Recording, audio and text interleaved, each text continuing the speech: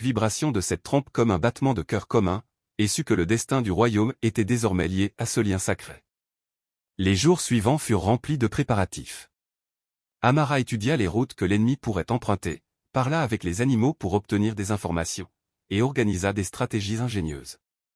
Elle enseigna aux villageois comment utiliser le terrain à leur avantage, les ravins, les rivières et les collines de la savane deviendraient des pièges pour l'envahisseur. Chaque soir, elle méditait sous les étoiles, communiquant avec les esprits pour recevoir guidance et conseils. Lorsque l'armée ennemie entra dans la plaine, Amara monta sur son éléphant préféré, Kiano, son armure légère scintillant sous la lumière du soleil couchant. Les éléphants marchèrent avec elle, créant un mur vivant, tandis que les autres animaux lions, buffles et oiseaux de proie exécutèrent les stratégies mises au point par la reine.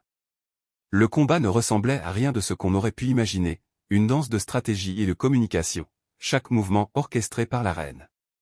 Les éléphants bloquaient les passages, les lions surgissaient des collines pour effrayer l'ennemi, et les oiseaux observaient chaque mouvement, transmettant des messages à travers des cris puissants. Amara sentait l'énergie de la savane pulsant à travers elle, chaque animal agissant comme une extension de sa propre volonté. Alors que le soleil se couchait et que la poussière s'élevait en nuages rouges, Amara fit face au chef ennemi. Leur confrontation était silencieuse, mais la tension était palpable. Elle leva les bras et un son grave monta de toute la savane, un mélange de trompes, de rugissements et de vents hurlants. Le chef ennemi, désorienté, recula, incapable de comprendre ce lien mystique entre la reine et la nature. Après la bataille, la reine se tenait sur la colline, regardant les troupeaux d'éléphants repartir tranquillement vers la plaine.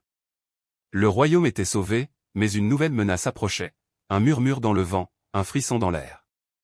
Amara savait que son don serait mis à l'épreuve encore une fois, et que le destin du royaume dépendrait de sa capacité à écouter la voix de la savane et à agir avec sagesse et courage. La nuit tomba sur le royaume, et Amara leva les yeux vers le ciel, où les étoiles scintillaient d'un éclat étrange. Elle murmura, « Nous sommes prêts, mais ce n'est que le début. »